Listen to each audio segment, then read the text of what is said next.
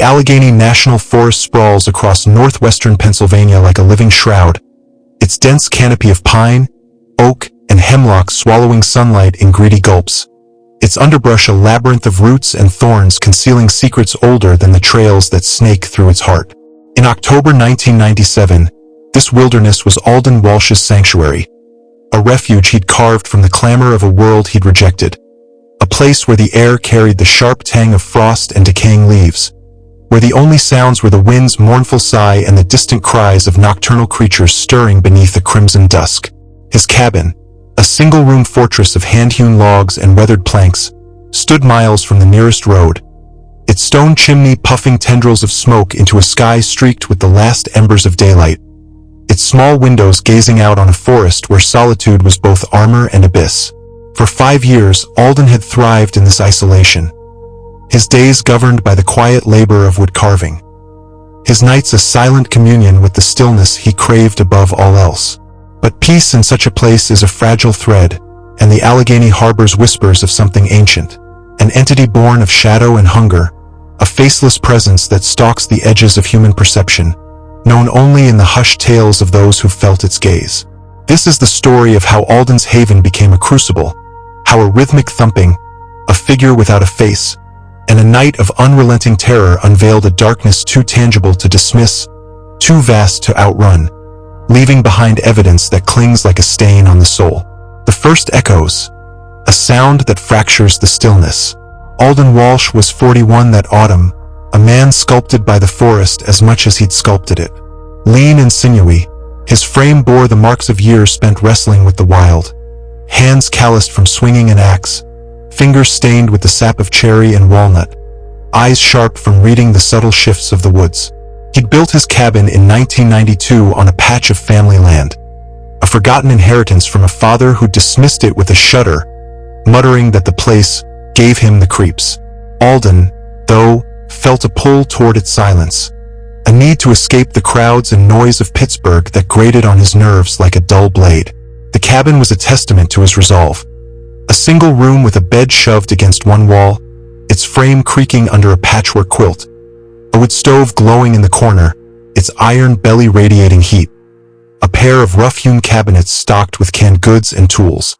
Miles from the nearest road, it was a world where the forest sounds, owls hooting through the night, deer rustling in the underbrush, the occasional growl of a bear, were his only companions, a symphony he'd grown to cherish as the heartbeat of his solitude. That October, the Allegheny was ablaze with the colors of autumn, the trees draped in red, orange, and gold, their leaves carpeting the ground in a brittle shroud. The air hung heavy with the scent of damp earth and pine, the sky a deep blue that faded into dusk with a slow, inevitable grace. On the evening of October 11th, Alden sat at his table, a block of walnut under his knife, carving a red-tailed hawk for a rare visitor who admired his work, a ranger who'd stop by once or twice a year with coffee or a trade. The sun had just slipped below the horizon, painting the woods in a quiet, heavy lull, the fleeting moment when day creatures retreated to their burrows and night ones stirred in the shadows. He relished this pause, a timeless stillness where the world seemed to hold its breath, the only sounds the soft crackle of the fire and the rhythmic scrape of his blade against wood. The hawk's form was nearly complete, its talons taking shape under his steady hands. When it came, a low, rhythmic thumping, like someone tapping a heavy stick against a tree trunk. The sound cut through the silence like a jagged tear, not loud but close, insistent, reverberating through the cabin's walls. Alden paused, knife hovering over the wood, his breath catching in his throat. He tilted his head, listening, the fire's glow casting flickering shadows across his face. It wasn't the wind, not a branch falling, too deliberate, too measured. He set the carving down, its talons glinting in the dim light, and leaned toward the window, pressing a hand against the cold glass.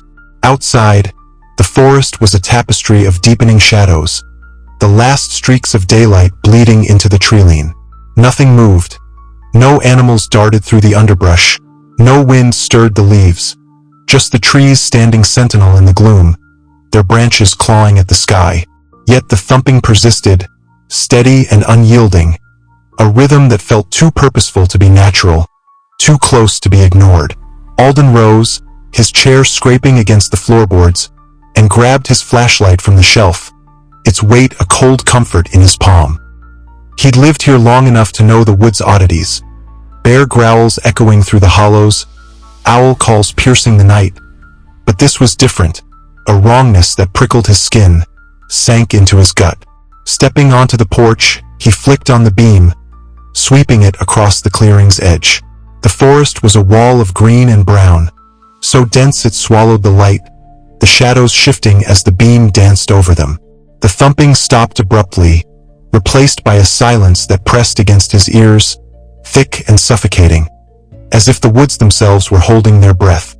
He stood there, boots rooted to the weathered planks, the air sharp with frost, his breath fogging in the chill. He was about to turn back, chalking it up to imagination, when a new sound broke the quiet, a shuffle, a scraping to his right, like claws dragging over bark. He froze, heart lurching, and aimed the flashlight toward the noise, the beam trembling in his grip. For a moment, there was nothing but trees and shadows, the light catching glints of dew on spiderwebs strung between branches. Then something shifted, a shape too tall for a bear, too thin for any creature he could name.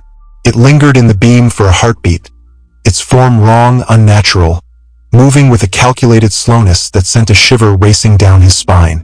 Alden couldn't make out details, just a silhouette, elongated and angular, its edges blurring into the dark. He backed into the cabin, slamming the door with a force that rattled the frame, sliding the bolt home with shaking hands. The night grew colder, an uneasy chill seeping through the walls, curling around his legs like damp fog. He tried to shake it off, telling himself it was a trick of the light, a deer caught at an odd angle, a shadow stretched by fatigue. But the unease clung to him, a splinter lodged in his mind, sharp and unyielding.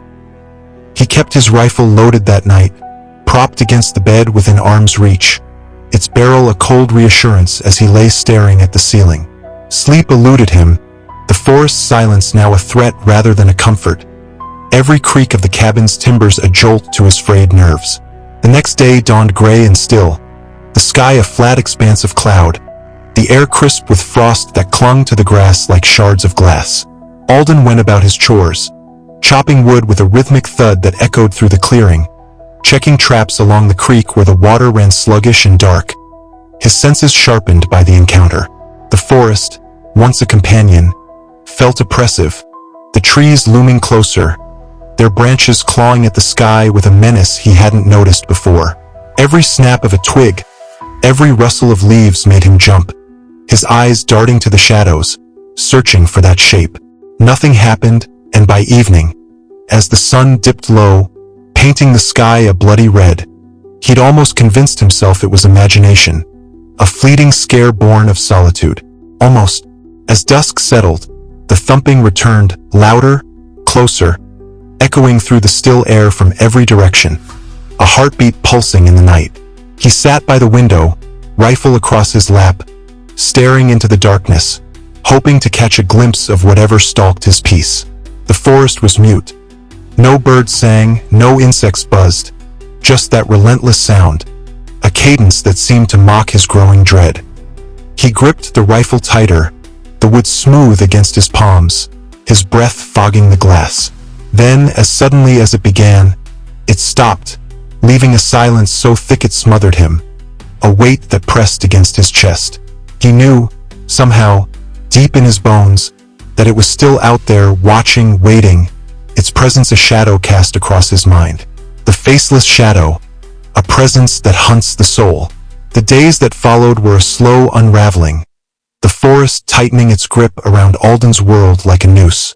The thumping became a nightly ritual, a taunting rhythm that circled the cabin, sometimes distant, a faint echo through the trees, sometimes so close he could feel it vibrating in the floorboards, a tremor that rattled the cups in the cabinets.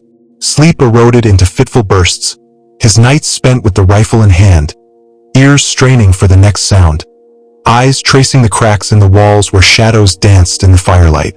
He'd wake to his own heartbeat, loud and frantic, the quilt tangled around his legs, the air heavy with a chill that no fire could dispel. The forest silence grew hostile, its stillness a promise of something lurking just beyond sight, its shadows a canvas for his mounting fear.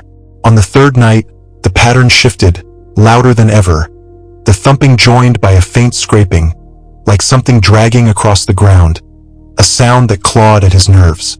Alden rose from his chair, heart pounding, and moved to the window, fingers tightening around the rifle's stock until his knuckles ached. The clearing was a void of shadow, the trees a jagged silhouette against the crimson dusk, their branches swaying in a breeze he couldn't feel. He pressed his face to the glass, breath fogging the pain, and scanned the treeline, the rifle's barrel cold against his cheek. Then it stepped into view, a figure tall and gaunt, emerging from the darkness like a specter summoned from the earth. It stood easily 7 feet, its limbs impossibly long, joints bent at angles that defied anatomy. Elbows too sharp, knees buckling backward, fingers stretching toward the ground like skeletal vines. Its skin was a sickly pale gray, stretched taut over bones that jutted out like blades, glinting faintly in the dying light as if coated in a sheen of frost. But it was the face or absence of one that stopped his breath, turned his blood to ice. Where eyes and mouth should have been was a blank, smooth expanse, a void of flesh that stared without seeing, a silence that screamed with an unspoken malice. Alden swallowed hard, forcing himself to stay still, every instinct roaring to run, to hide, to flee this thing that stood at the edge of his world. It took slow, deliberate steps toward the cabin, each movement calculated, purposeful, its feet leaving deep gouges in the earth, its presence a weight that crushed the air from his lungs. His heart hammered, a frantic drum against his ribs, and he raised the rifle, aiming for where its head should be, the sight trembling in his grip. He squeezed the trigger, the shot shattering the silence, the recoil slamming his shoulder as the bullet tore through the night. The creature didn't flinch, didn't fall, just stood there, its blank face fixed on him, unyielding. He fired again, and again, the magazine emptying in a hail of lead, the air thick with the acrid sting of gunpowder and the coppery tang of his own fear. The bullets struck its chest, its arms, dark fluid seeping from the wounds, but it kept coming, each step a mockery of his efforts, its pace unbroken, relentless. Desperation clawed at him, a wild, animal thing, and he stumbled back from the window, grabbing the hunting knife from the table, its blade gleaming in the firelight. It was closer now, almost at the porch, its spindly fingers reaching out, the air growing colder with every inch it gained. A biting chill that sank into his bones, numbed his hands, turned his breath to frost. With a burst of adrenaline, he threw open the door, the hinges groaning, and lunged, knife in hand, the blade sinking into its flesh with a sickening squelch. The impact jarred his arm, the knife lodging deep in its side, dark, viscous fluid oozing over his fingers, its stench a mix of rot and wet earth. The creature didn't react. No cry, no recoil. Just stood there as he twisted the blade, its blank face inches from his own.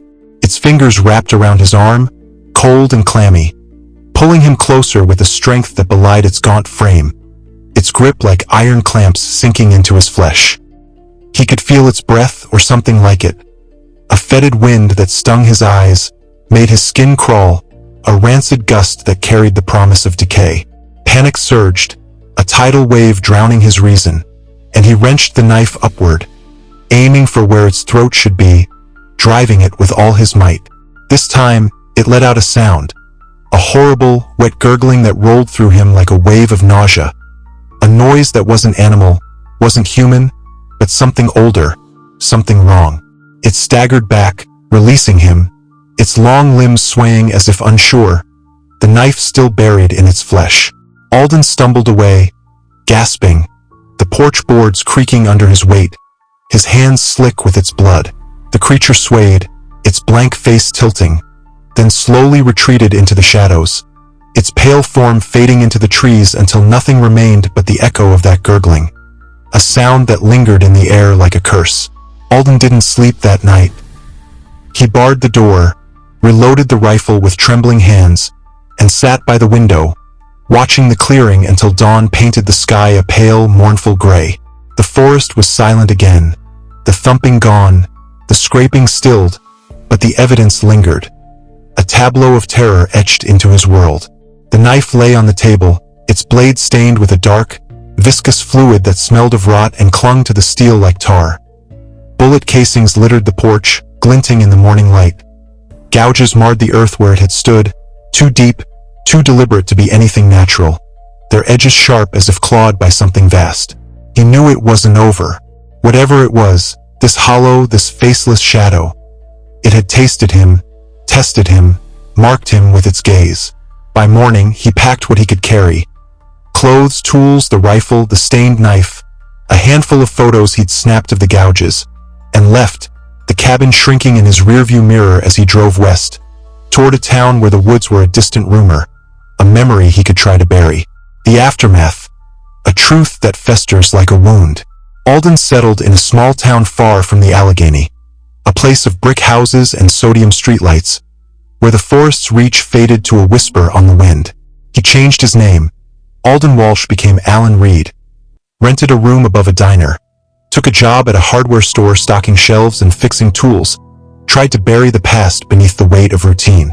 But the memories clung like ash, staining every quiet moment, surfacing in the creak of floorboards at night, the flicker of shadows cast by passing cars, the rasp of wind against the windows that sounded too much like that gurgling breath. He kept the lights on after dark, the rifle by his bed, its barrel a cold reminder of the fragility of safety, its presence a silent vow to never be caught unprepared again.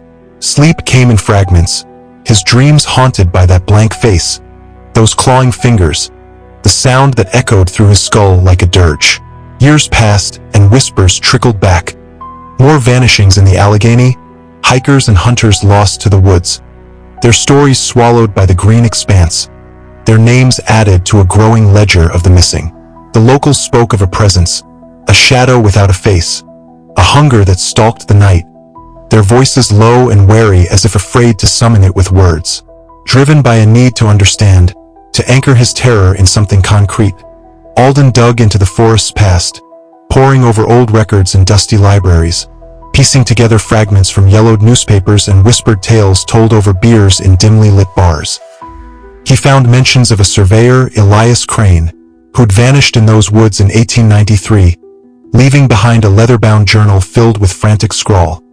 It has no face, yet it sees. It has no voice, yet it speaks. It is the hollow, and it hungers. The words matched the gurgling sound, the blank stare, a chilling echo of his own nightmare, a thread that wove his experience into a tapestry of dread stretching back over a century. The evidence was undeniable, a collection of relics that grounded his horror in reality. The knife, its blade still stained with that dark, tar-like fluid, locked in a metal box under his bed, its stench faint but persistent when he dared to open it. The bullet casings, kept in a jar on his shelf, their brass dulled by time. The gouges in the earth, captured in Polaroids he'd snapped before fleeing, their depth and shape defying explanation. The journal's description, a photocopy he'd begged from a reluctant historian, its pages brittle and stained with age. He showed the photos to a ranger once, years later, a grizzled man who'd patrolled the Allegheny for decades.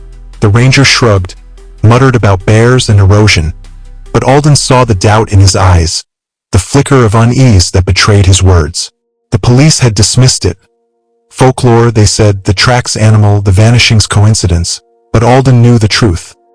He'd felt its grip, heard its breath, stared into its void, a faceless abyss that burned itself into his soul. The Allegheny guards its secrets, its forests a realm where darkness reigns, where an entity waits, patient and eternal, its hunger a quiet pulse beneath the leaves, a rhythm that echoes the thumping that first broke his peace. Alden lives with it now, the rifle a constant companion, the lights a frail bulwark against the night, the gurgle a ghost that haunts his dreams, waking him with a start, his hands reaching for a weapon that might never be enough. Reader, could you carve a life in such solitude, trusting the woods to hold their silence, believing the shadows benign, Or would the first thump in the dark send you fleeing to the light? Would you stand against the hollow, knife in hand, or let its hunger claim its due? The forbidden excavation unearths this tale, daring you to gaze into the abyss where Alden's nightmare festers. A truth too deep to bury, too alive to silence.